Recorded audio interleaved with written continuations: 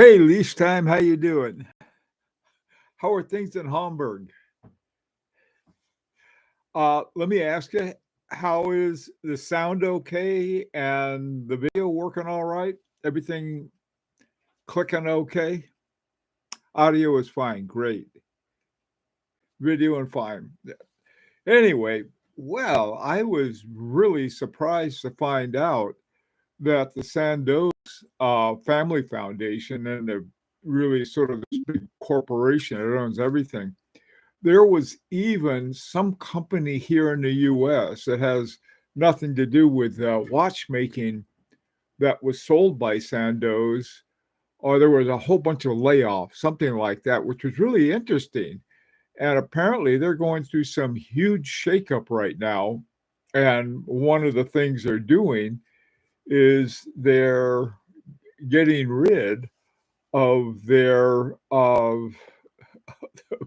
watch companies.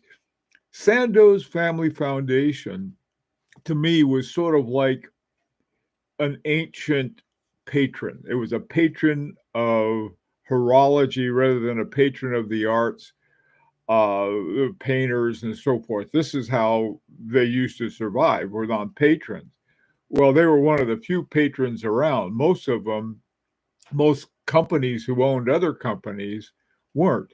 The Sandoz Family Foundation made its billions in pharmaceuticals, which is sort of interesting because that's the same way that what's his name? Pascal Raffi, who sort of revived Beauvais. He was a billionaire from the pharmaceuticals too. Hey, how's it going? It was funny. This morning, I happened to have on my Parmigiani Colpa, one of my favorite watches, and Parmigiani is also one of my favorite companies. And so I thought, wow, let's speculate. You know, the last time something like this happened was when Urban Jurgensen was sold to um, when Urban Jurgensen was sold to Woutenlanen, sort of the Woutenlanen group. And what happened, they got rid of all their stock. And the rancher and I were able to pick one up at like half price. And so this is another reason to pay close attention here, because there may be some, the new buyer may say, I want to get rid of all of these.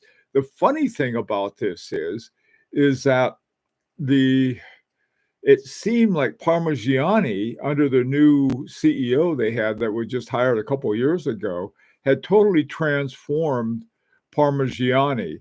I mean, I think a lot of the guidance and leadership and everything was under Michel Parmigiani, who's a watchmaker. He's a brilliant watchmaker. I think a lot more brilliant than most people realize.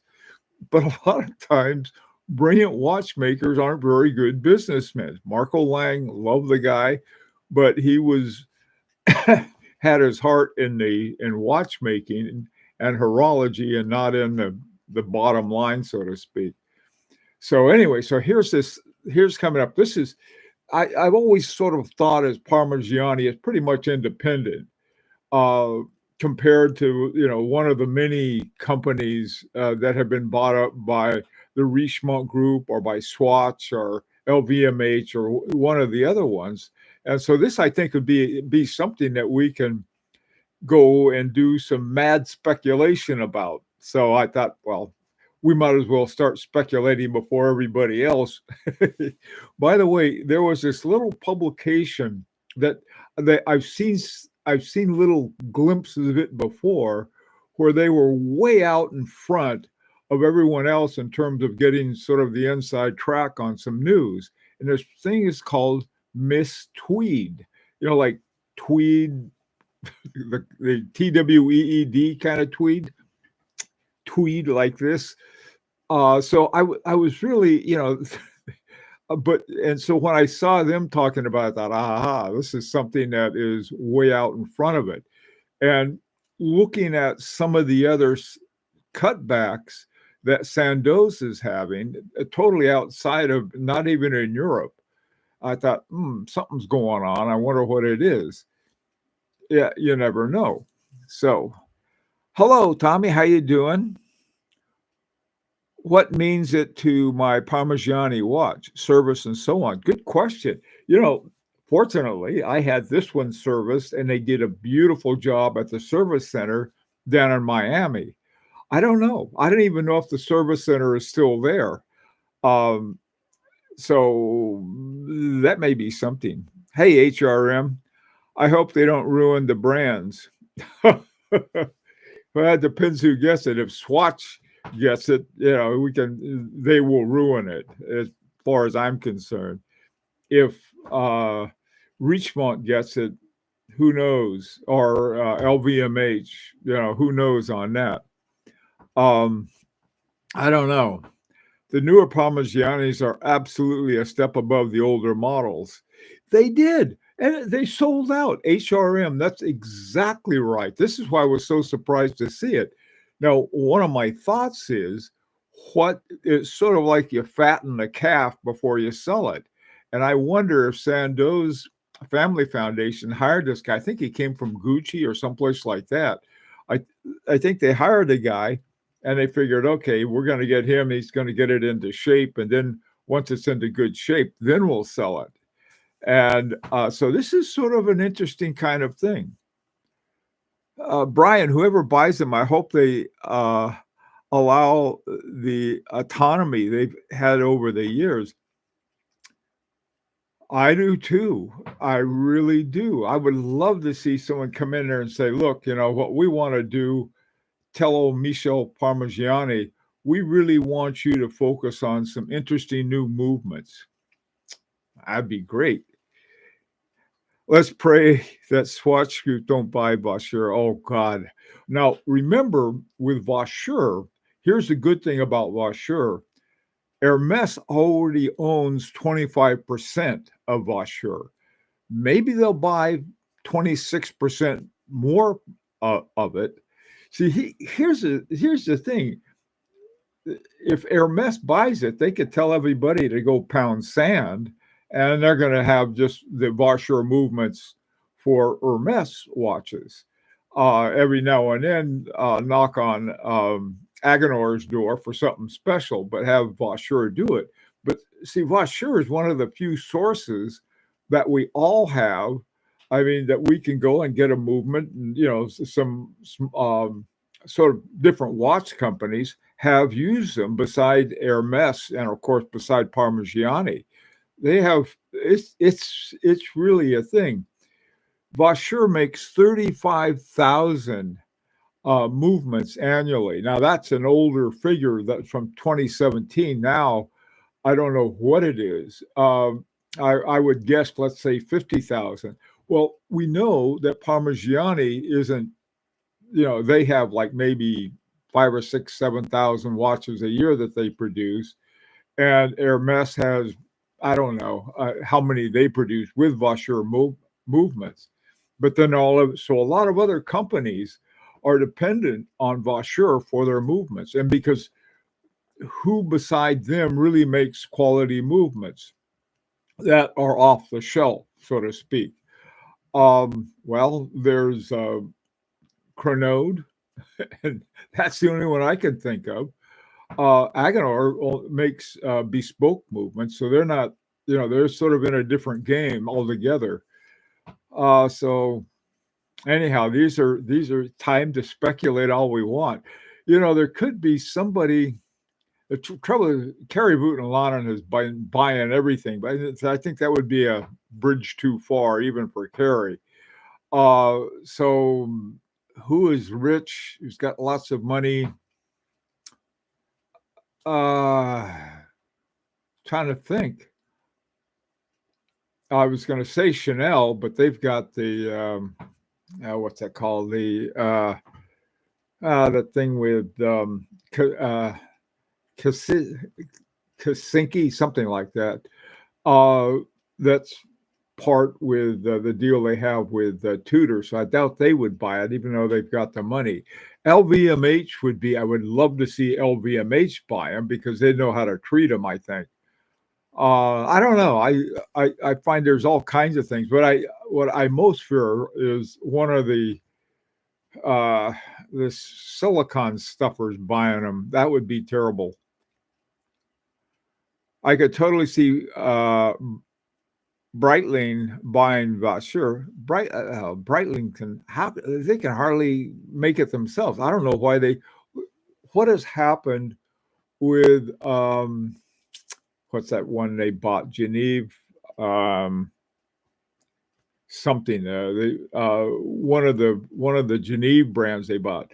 What that Breitling? What have they done with it? Uh, I don't see anything. Hi, Mark. How you doing? Hi, Artie. CEO was from Bulgaria. Okay. Uh, oh, Bulgari. That's right, Bulgaria. You're right. It is Bulgari. I said Gucci. All right. They're both owned by LVMH. Wouldn't that be interesting? Put some money on LVMH. But would LVMH be interested in buying Parmigiani, or would they be interested in buying Vaucher? Now they have their own. What are they called? The Temps de Fabrique or something like that. That would be a really interesting move on their part. Universal Geneve is a realistic option in my opinion. If they bought into sure they could claim they have a manufacturer. Yeah, but Universal Geneve, they were the ones that were just bought by Breitling, right? I think so anyway. Canisi, that's it, Artie. Yeah, first, yeah, Canisi, Chanel owns 20% of Canisi. They own 20% of everything. They own 20% of FP Journe. They own 20% of Romain Gauthier, probably probably everything else. Hi, Dominic. Uh-oh. Let's see.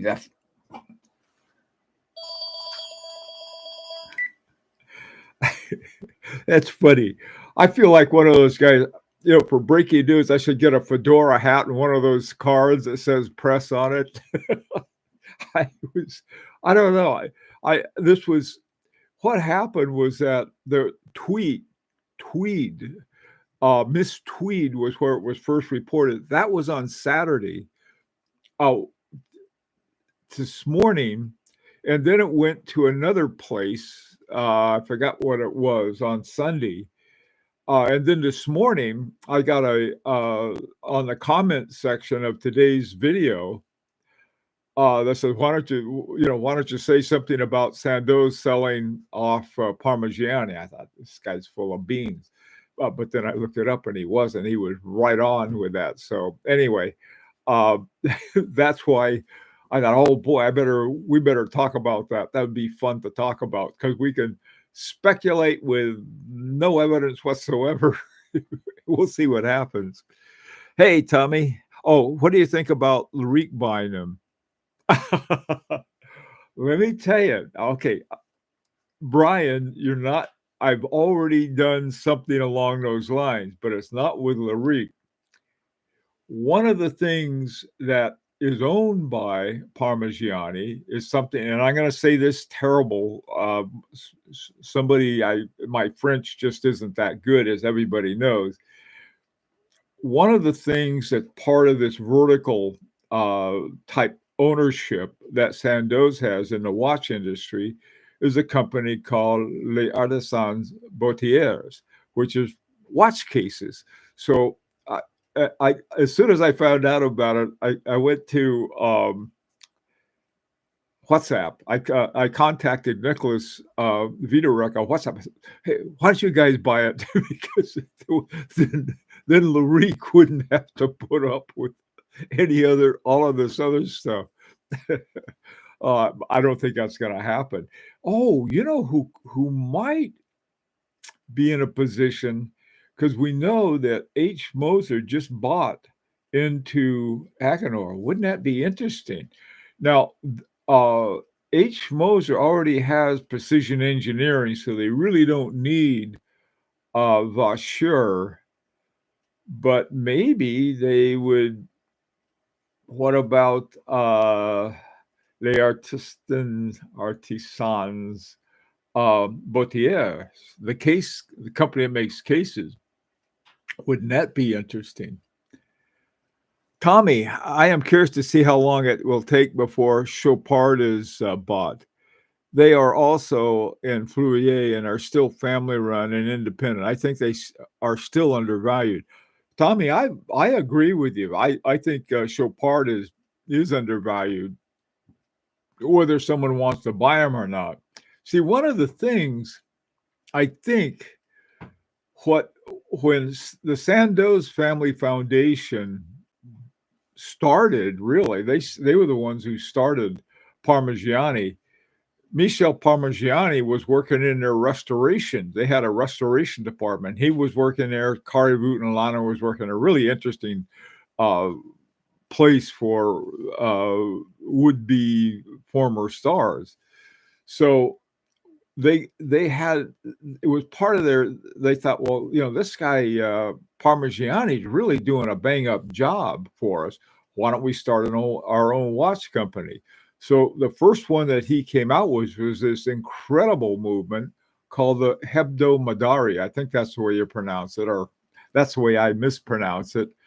And which was an 8-day movement, really, really something. And they had some of the early watches one was called the Ionic, and then the Toric. All of these watches are nice to get if you can find them. And then they came out with the Ovale, with the pantograph hands that go in and out.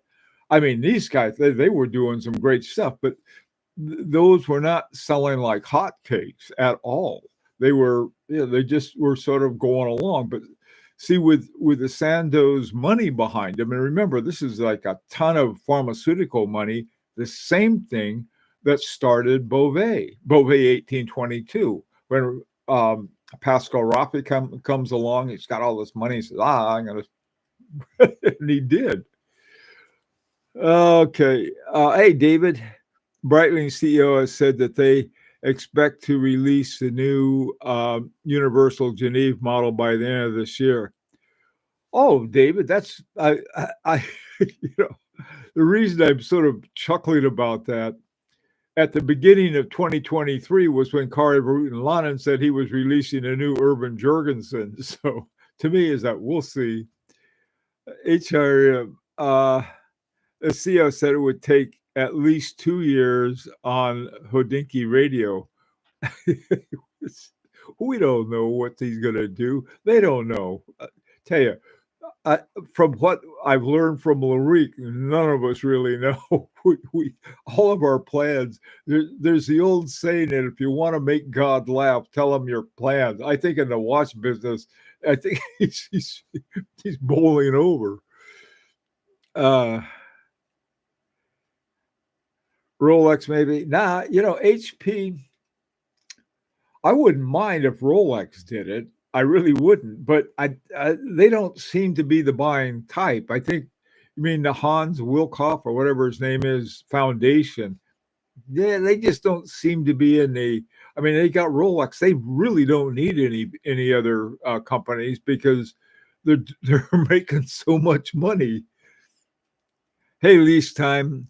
Rolex buys them, fits them with a Vaucher acquisition to move up and compete with Patek eye to eye. Well, that'd be interesting. I don't know if Vaucher acquisition. I mean, well, the movements would certainly be. Patek Philippe, though, to me is they're making timepieces for sort of one step away from quartz watches. That's my own prejudice. Hey, Andrew, Richard Mille and AP use them. That's right. That's right. That's a good point, Andrew. Yes, they do. I was surprised to hear that AP did, but Mille, I don't know why he's commanding so much money, but he is. David, he said on Hodinkee Radio. Okay. All right. Well, we'll see what happens. Do you think that the Sandoz family foundation would sell each company individually? Oh yes, I'm sure they would. They would simply, is that a lot of these companies, have to look at their own situations. Says, what do we need? Do we need cases? Do we need a movement? Do we need this? Do we need that? I don't know. Wouldn't it be, to me, Hermes would be one to buy the whole kit and caboodle. I mean, they wouldn't surprise me at all if it was Hermes. They got a lot of money. And that I would like, because I think the thing about Hermes that we know so far is that they will put in good money to put in really good movements. That's why they've won a lot of the Grand Prix awards that they have won. They've worked with Agenor, and Agenor will put the super complex creative stuff in for them, and have Vaucher sort of doing the base movement for them. Now, here's another company they own. Two more companies I want to mention. Atocalpa. Atocalpa produces 200,000 hairsprings a year. Now, they're not going to Parmigiani. I mean, they will make, if Vaucher is making 35,000 movements and they're using the Atocalpa hairsprings, which they probably are, and where do the other 165,000 hairsprings go? They're going to somebody. So Atocalpa may be another target. Now, I heard rumors that they were thinking, well, they were going to add silicone hairsprings to their line. Atocalpa was. Whether they will or not, I don't know. And whether or not anyone can afford to buy them is another story too. So that's another one of their vertical lineups that they have.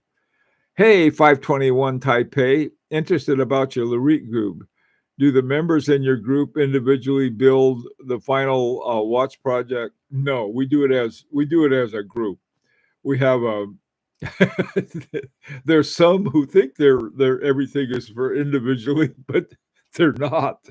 We do it. We try to develop a consensus around something. It's very difficult and always contentious at some point, but we do it. Where is it? I don't know. I guess it's in the case. Today I'm wearing my Parmigiani. It just happened that Parmigiani today. Okay, let's see what else we got. Dan W. I'm betting on a fashion house buying up Vaucher. I see the shift toward more and more fashion houses trading in their overpriced junk for real horology. I agree with you, Dan. I think it's going to be Hermes, but I could be wrong. My guess would be Hermes, possibly Louis Vuitton. Those would be my two guesses, but I could be wrong about both of them.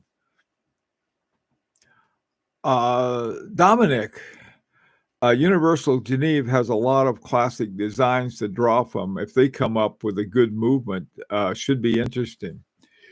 Yeah, but see, Breitling, they're owned by Breitling now. And I don't know if Breitling has, I was surprised that they bought Universal Geneve unless they got it at a fire sale. This stuff, I don't think it's going to go cheaply. And like I said, it's already, Hermes has its foot in the door since they own 25% of Vaucher. They could buy up the rest, or they could buy up, 26%, so they'd own 51% and let somebody else pay the freight on the rest. I don't know. I mean, there are all kinds of possibilities. And I don't know whether some company says, well, I'll buy Vaucher only if I can buy the 25% Hermes has. And Hermes isn't going to do that. So there's a lot of interesting stuff going on, I think.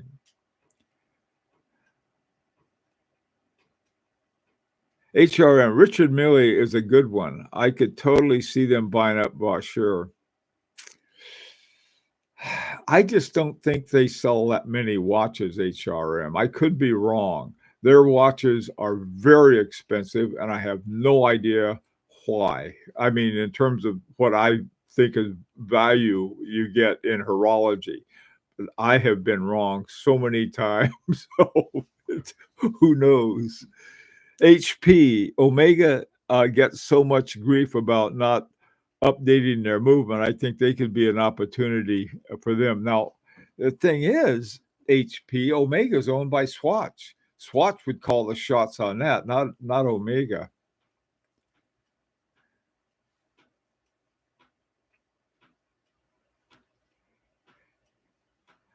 Low conjecture, not every investor is willing to take a loss.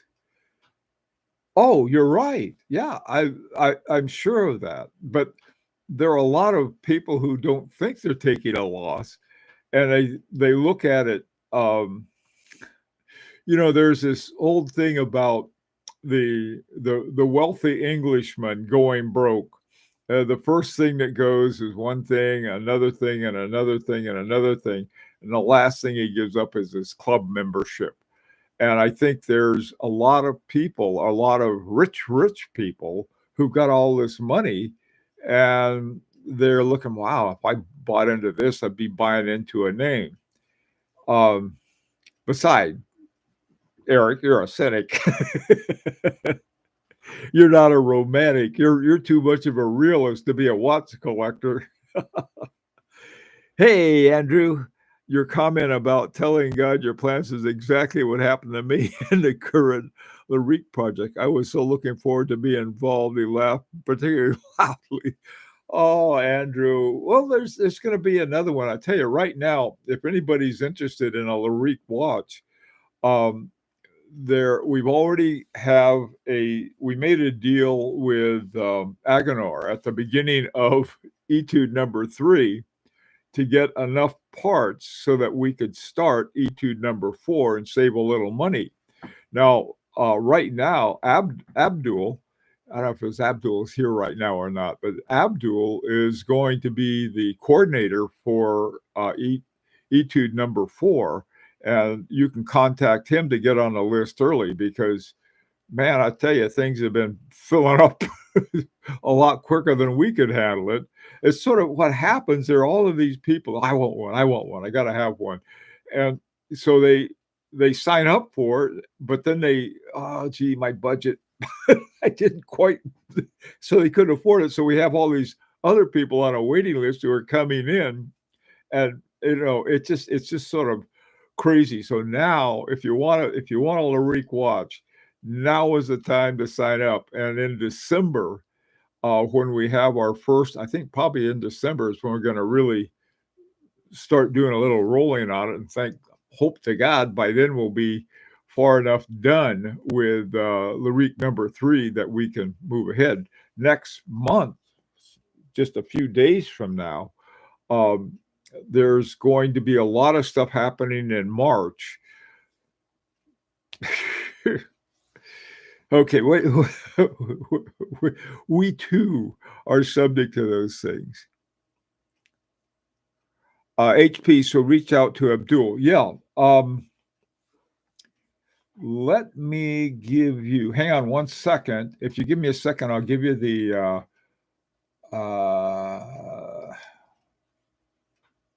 service setting. Hold on one second, and I will. Wait a minute. Come on. Here we are. Hold on. Okay. Here's what you want to do for. Send this to. Here you go. Put it right here. Send this to Abdul, and he'll put you on the list. Okay. I don't want to talk about LaRique right now. I mean, I talked about it all weekend. So, all right, let's see what you got. Will pay around $70 million over 5 years. Ooh, Ralph, what have you found out? Who's paying $70 million for what? Hi, Tim. It's over. The watch market is now a buyer's market. Wait 9 months. Gotcha. HP, so reach out to Abdul. Yep, you got it. HP, there's the list I have for you down below. Okay, Ralph, they will pay around 70 million over 5 years. Okay, Ralph, tell us more about that. Who is they? George Kern mentioned that Breitling. Oh, they're buying Universal Geneve, 70 million. I don't know how Universal Geneve is worth $70 million unless they've got a lot of equipment and watchmaking stuff. I really don't know, but that's me. I don't know a lot of stuff.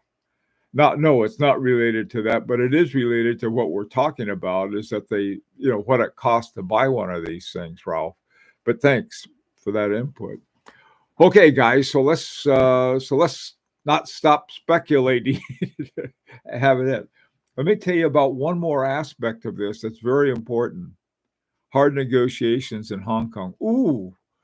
Wow. Now there's another thing that I didn't think about. This is like, you have companies like Citizen who own what is it? La Joux Perret, and they bought some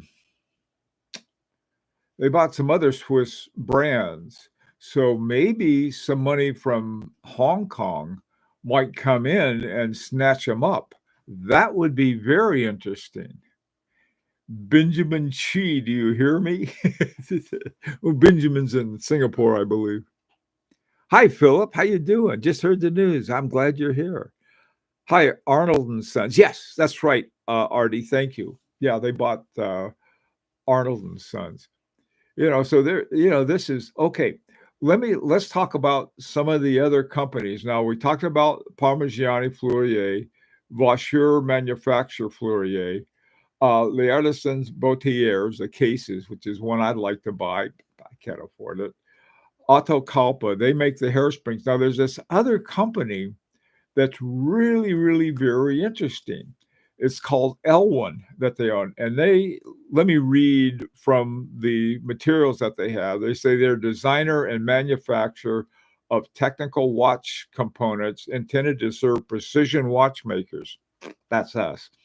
The company specializes in the production of hour wheels, date stars, as well as related gears, enabling access to a range of essential parts from a single source. Wouldn't that be nice? I know, Agenhor, do you hear that? I don't know if Agenhor, maybe they could take some of the money that, I'll tell you who may possibly be interested in that would be H. Moser. They might like to have that a lot. That would be cool. Citizen owns Alpina, Arnold and Sons, Frederick Constant. That's who I think. They do well. Yeah, they do. They do very well. Those Chinese holding companies are so many watch brands. They are. They are indeed. Angelus, too. Okay, Artie. Nice sports. Okay, Ralph. Moser would be a dream. Hope they have the money. Oh God, I agree. Ralph, you and I agree on that. The rollout on that, they could not have had a dumber rollout. Edward Malin is so creative and so much fun as a CEO of H. Moser. One of my favorite things that he did, he had all of these commercials. It was sort of like a mock commercials that they were trying to make commercials for Moser. And they had all these idiots things that came out. And it was wonderful. And then when they had the rollout of, my God, I couldn't imagine a worse one. Not only for the Team Alpine, what their new car was. Here they come out. They had, Miss Marple's carrying looked like a clipboard, but it was probably an iPad or something like that, and she's going through the thing, and so she's marching around with that thing, and then she introduced these guys. The guys that were doing the talking look like unmade beds. I mean, they dress worse than I do, and that's saying something. I mean, in terms of like paid attention to high haute couture. Anyway, that was, and then they were just like boring, and they look rumpled. They came out like, their mother forgot to dress them, and they mumbled something about this and mumbled something about that, totally uninteresting. And there's old Miss Marples with her, she was probably in her 20s, little blonde gal they had, and she was doing all of this. Terrible rollout. Wasn't any fun at all. And then they had all of these guys who were dressed up in their racing uniforms. They all looked like they were, waiting for a hall pass to go to the bathroom. They're sitting there very uncomfortable. What a bad rollout they had. And, Malin could have made it a lot of fun. Anyway, enough of that. HRM, the Vanta Black Moser was a huge marketing moment. Oh, a lot of things that H. Moser has done have been huge. I have two of the earlier watches, the Henry double hairspring, which is just a great watch. And then I have one of their 8-day or 7-day watches, the Endeavor. Love those watches.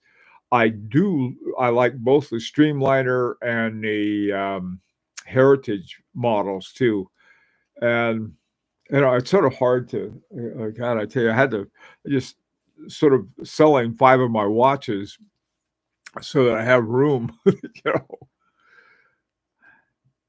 William, good morning from Florida, Keys. Oh yeah, you're out there in Margaritaville.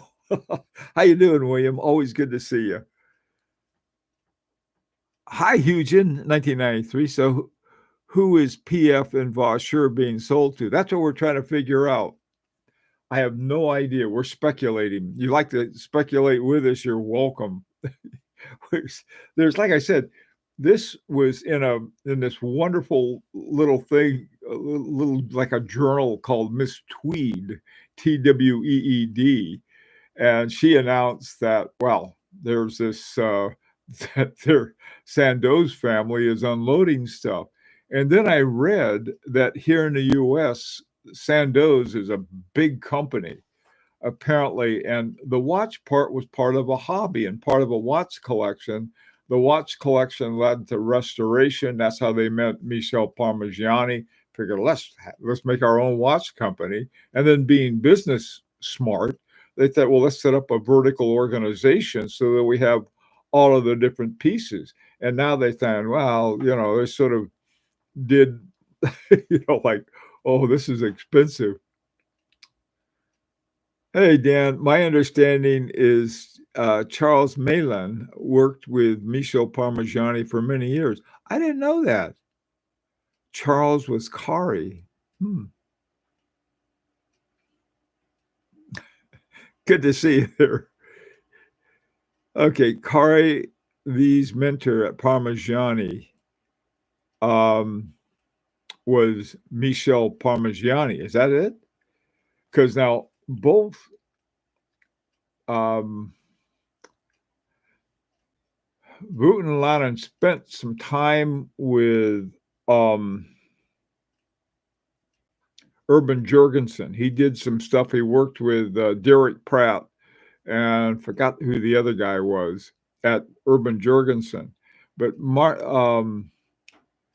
Michel Parmigiani did some stuff with Daniel Roth and the guys and the Chaumet brothers at Breguet. Now I'm not sure how much he did with the Breguet. At one time, they wanted a restoration of a Breguet, and he made this incredible watch for them. So there are all kinds of things in there. That's one thing that Larique find out. There's all of these connections, and you've got to be aware of them. And we're hanging on for dear life. Okay, their pharmacy business is not doing well.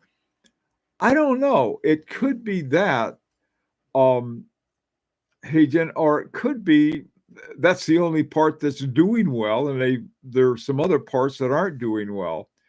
I tell you, the scope of the Sandoz company is well beyond watches, and the only piece of it that I really know about are this vertical organization of watchmaking.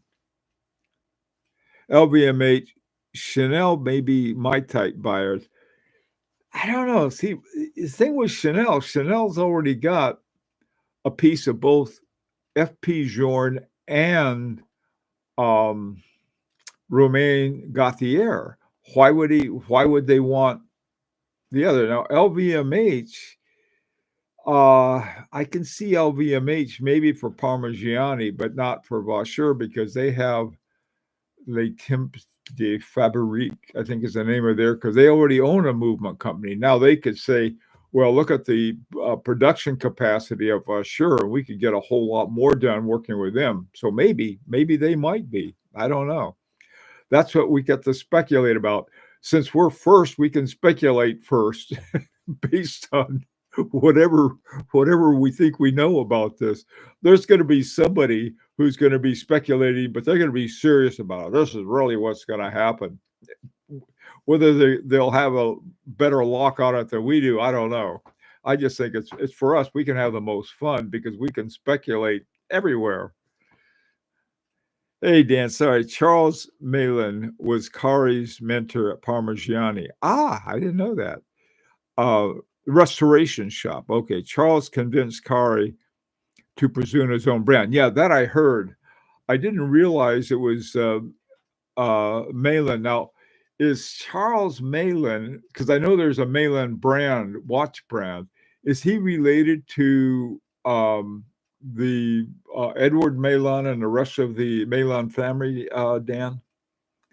Do you think this spells trouble for Parmigiani and Fleurier price-wise? Well, that's what I was saying at the outset.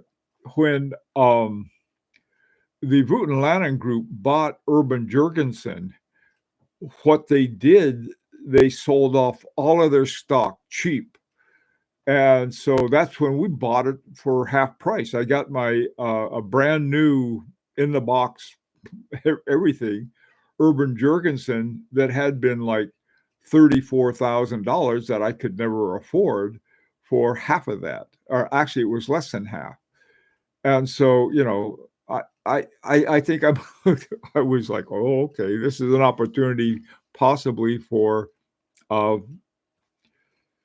us. Now, a watch, I mean, there's some, what I would really like to have, my very favorite Parmigiani is the hemispheres.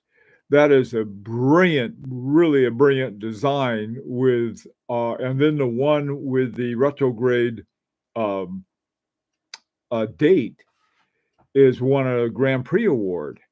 And I mean, my own, the one I have the Tonda hemispheres, the toric hemispheres is one I'd like to get my mitts on, but those are outside of my affordability range. I don't know. Maybe Rolex is in the buying mood. I don't know why. I think Rolex is. I don't know. Has Rolex ever bought anything before? I mean, any other company that you know of?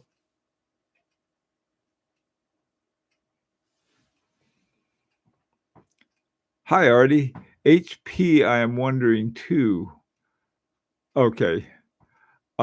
We should do a poll on the potential buyer. I got to turn in soon. All right. Good night. Oh, it's late somewhere. That's here it is. It's 10:30 in the morning here. Sorry.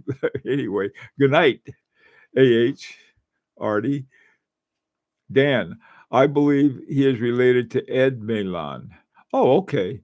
At Moser, and they all are related to C.H. Malin, the great watchmaker from the 1800s. Aha. Thank you, Dan. Hi, old bud. I guess LVMH will buy up everything they can. Remember, the reason that LVMH is a good candidate, there was a time not long ago where the richest guy in the world, who is the rocket guy, what's his name? I forgot his name. He's the one with the Tesla and all of that. Anyway, he, when he bought um, when he bought Twitter, cost him too many billions of dollars. So he was no longer the richest guy in the world. The guy who was the head of LVMH, head of Louis Vuitton. Louis Vuitton. So they've got mucho money. Oh, Rolex bought their suppliers. Okay, thanks, Ralph. I'll be on the hunt for $10,000 Ovale. Me too, but I think those Ovales are long gone, Brian. And if you find one for $10,000, don't tell me about it before you got your money down. Hey, Truman. See, Sandoz unloading PF is huge news. Yeah. The Novartis stock, yes, has been doing well for a year now. 91. That may be one of the reasons is for this. Maybe the stockholders say, look, we're sick and tired of you screwing around with all of these hobbies. Get rid of some of that stuff. We're looking at the bottom line. I think this is what Eric was talking about when he said some investors expect to get a return, and that may be why. I don't know. Artie, final point. Headed for my AD here Parmigiani, to Singapore for some training in March. Uh-oh. That'll be fun. Singapore. Okay. Hey, Ralph. Agoner Movements, they're hands maker and bracelet maker. Okay. Hey, Bomponat. The purpose of the foundation, which was established in 1964, is on the one hand to provide financially for their beneficiaries, their heirs, and on the other hand, as an investor to promote.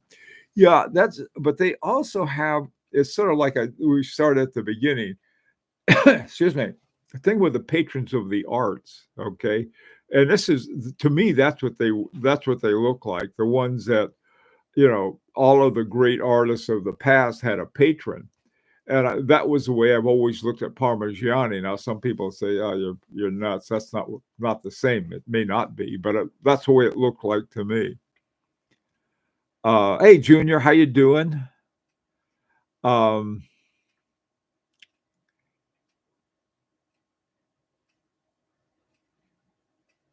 Okay.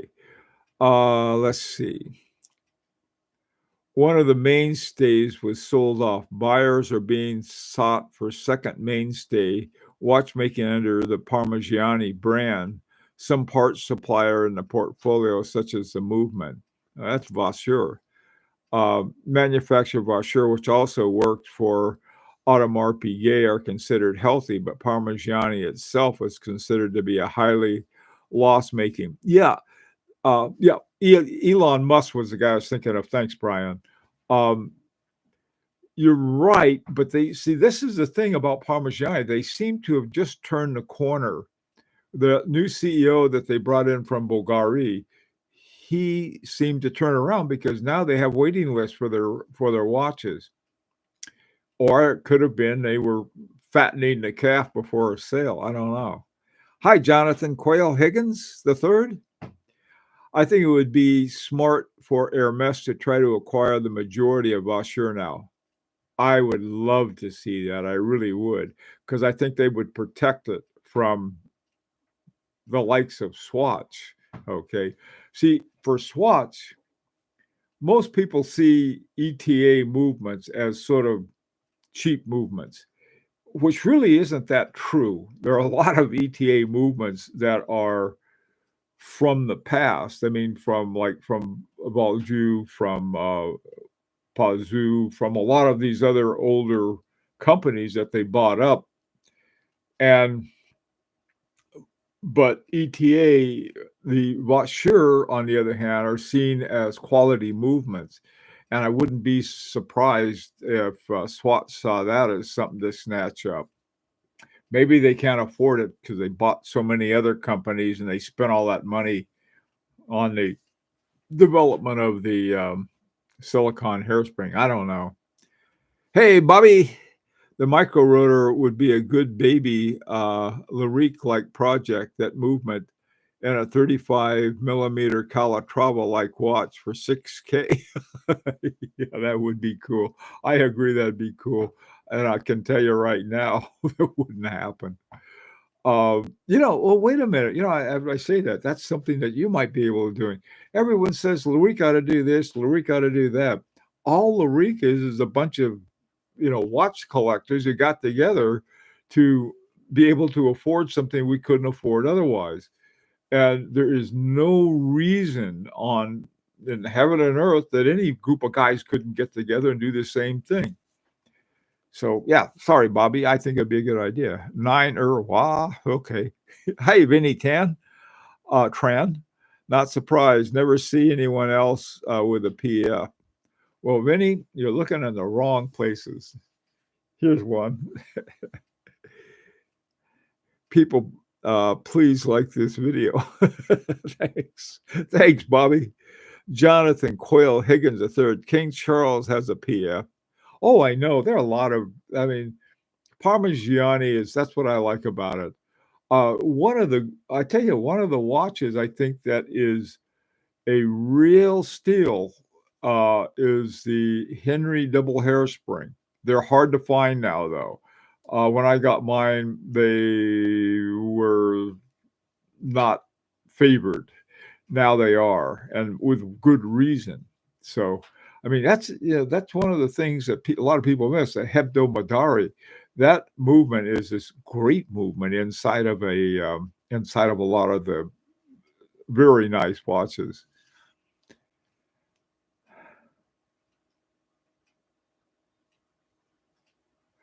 Vinny, yeah, well, ads want to make a lot of money.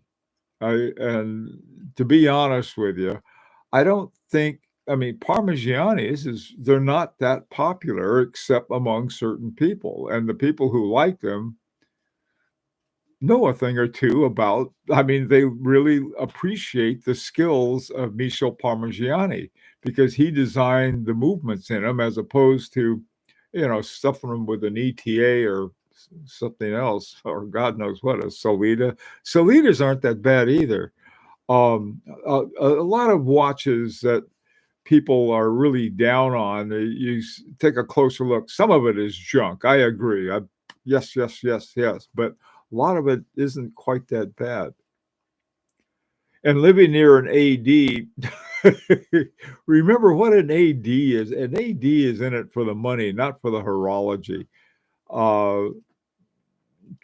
Believe me about that. The ADs were terribly upset when F.P. Journe took away and put them all in their own boutique because they couldn't make money from them by doing absolutely nothing other than selling them. Patek Philippe and Rolex hold a strong fist over any of their ADs because if they go, err from the path that they set for them, I don't know. If I lived that near AD, I'd move. Not really. Recently got fined for not allowing on the. Yeah, I saw that, Dominic. Yeah, that's a good thing. Yeah, they had some kind of deal that they were some monopoly. Hey, geezer, how you doing? I never saw anyone with a wristwatch. What? HP? HP, you got to finish your sentences. Just for the record, Ralph, Rolex bought the movement maker Angler in 2004. Okay. I stand corrected. They're buying stuff. I sort of knew that, but I didn't know it currently that they were still doing that. You got to remember, 2004 is 20 years ago. So give me a break. Okay, Vinny Tan went to several watch collector events out on the West Coast, and no one there wore. Vinny, I think you're trying to make a point, one of 2 points, that you're really smart and you know better than to get a Parmigiani Fleuriette. Well, no, you have one, right? So you are really smart. Okay. The fact that they're not popular, we should care less. If they're good horology, we have it. If they don't, that's their loss, not ours. Okay. They go around, everybody's got a Rolex. And that's just like, God, I tell you, it's a cure for insomnia. Um, but I like Rolexes. I just, there's other watches though that I like better. Okay. Living my Tonda GT, I don't blame you. I got a killer discount. Yeah, that's the thing about them. Now, this is what I'm hoping to have. Most people wore APs, Rolex, or Cartier. I saw one Roger Dubuis. I saw more Roger Dubuis than PF. Well, good for you. Oh, Kent, how you doing? For us oldies, 2004 was just yesterday. I know. Oh, wasn't that last week? You're right. Oh, yeah, so many things like, I thought, oh, I still think the 90s are new, so forgive me. Hey, Gabriel, what's up? Uh, okay. PF, I have no idea what that means, Gabriel. Tell me what that means in layman talk, okay? You got something there. You got a PFH and then some kind of number. Hey, Kent, the best stilt watch, not flash. Yeah, that's right, Kent. I agree with you. Niner,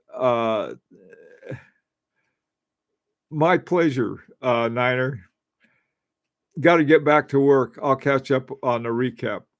Hey, Vinny. Vinny's back. Living my Tonda GMT.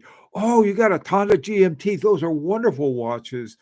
Listen, if you go to a watch show or a watch group of guys, depends on which ones you go to.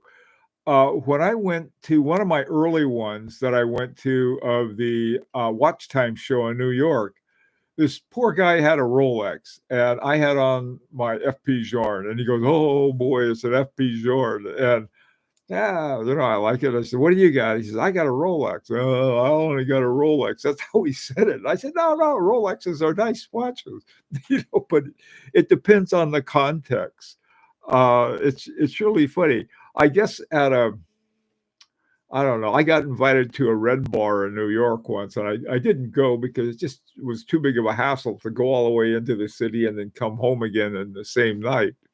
But that's another group that'd be a great group to hang out and talk watches with. I'll tell you something that this gave us an idea.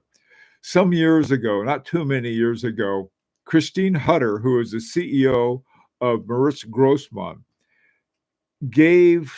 lent some, I think, Moritz Grossmann watches to some red bar guys. And the red bar guys would wear their Moritz Grossmann and tell everyone about it. A few years later, I thought I had trying to think how I somehow ended up doing a lot of interaction with Rolf Lang. And Rolf Lang had some watches. They weren't doing very well. Rolf Lang is just really an amazing guy. I went and visited him outside of Dresden, and he had all of these just amazing things that he did. And he says, "Oh, here's a piece of metal, and this became the watch, and how I did it, everything like that." You're really a really very interesting guy. So I said, you know what? I tell you, I know a bunch of guys, and if I can get 12 guys together, and we'll pass around one of your watches, and sort of let people know about the Rolf Lang brand. He said, "Oh, great!" So he gave us a watch. We all had it for a month. We talked about it on social media. We passed it around to. Actually, we ended up with 13 because I think sort of but near the end of it, it was a pandemic, and so it was really weird. So this is something that one way to get stuff known, even though very few people ever will have one. At the end of it, Rolf said, "Well, I need my watch back." I said, "Okay, no problem. I'll send it back because somebody saw it and bought it." So, okay, what's going on here? Tonda PF Chinese calendar. Man, that's a watch. I mean, that's Gabriel. That is a real watch. Vinny, PF calendar is cheaper than their platinum micro rotor. A lot of things are cheaper than platinum. Curious to see if AP or Richemont want to acquire them. Yeah, that would bother me. Not so much AP, but would Richemont. I would hate to see Richemont do it. Oh, I tell you why Richemont may not. Remember, Richemont set up Vaucher as a movement maker, so they don't need a movement maker. They got one already, and they may not, want to buy another one. My money's on Hermes right now, but I don't know. Hey Lee, I love them. You're in. What are you doing in Denver? I didn't think they let you cross the border from Oklahoma, Lee. I thought there was some kind of law. Yeah, where are you loved? That's right. It will, good taste is not because it's a mob taste at all. Will PF have an insecure future like Ulysse Nardin without a sugar daddy behind them? I mean, I don't think they've ever been on their own. If somebody doesn't buy Parmigiani, I think that'll be the end of them. Because Michel Parmigiani he's like a watchmaker. Whether or not the guy again for Parmigiani, I wouldn't be surprised if LVMH bought him. The guy who's their CEO was with Bulgari, which was owned by LVMH. So that might make sense.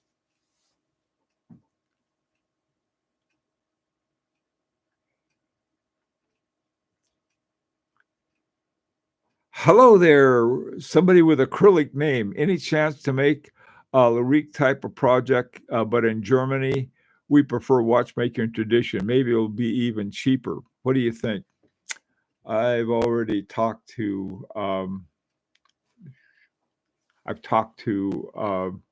Christine Hutter.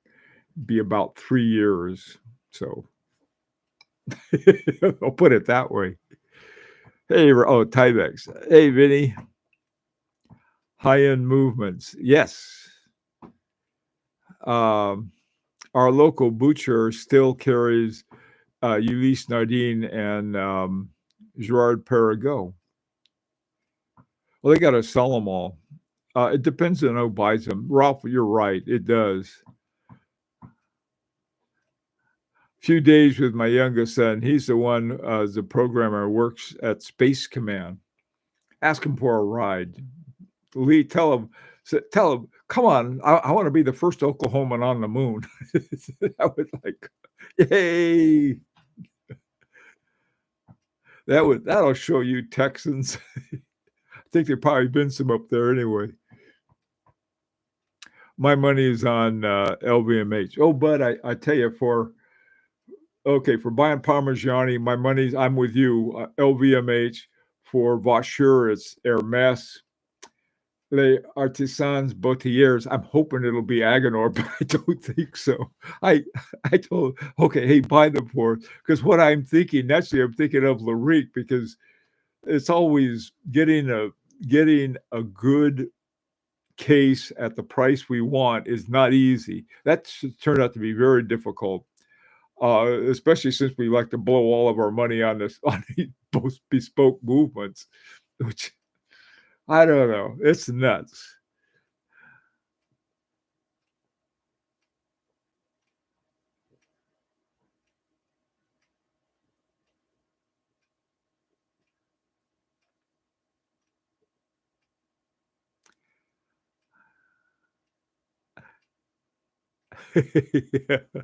Hey, Philip. Ooh, yeah, we haven't thought about that. What about Seiko? Maybe Seiko by PF have a manufacturing here in Switzerland. Could you imagine a Swiss watch industry reaction? They would go crazy, Philip. Oh my God. I don't know. I don't know whether Seiko would want to do that or not. But boy, that would be that would be interesting. I wonder how much the Sandoz Foundation wants to have a Swiss buyer too. That may be a thing. I don't know any German company that would be in a market for it. But, here's the funny thing. So many German watches use Swiss movements. So maybe a German company might say, hey, why don't we buy Vaucher? Who knows? Because they've got some, maybe Volkswagen or Mercedes. Okay, guys, we're going to put up the money for a cool watch.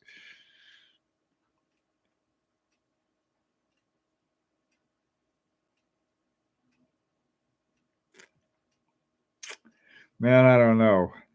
See, the thing, Vinny, here's my view of Grand Seiko and Seiko. They make very good movements. They don't need any help from the Swiss, I don't think. That's just my view. I mean, technically, they've got it down pat. They really do on movements. And I just don't see them seeing anything of value in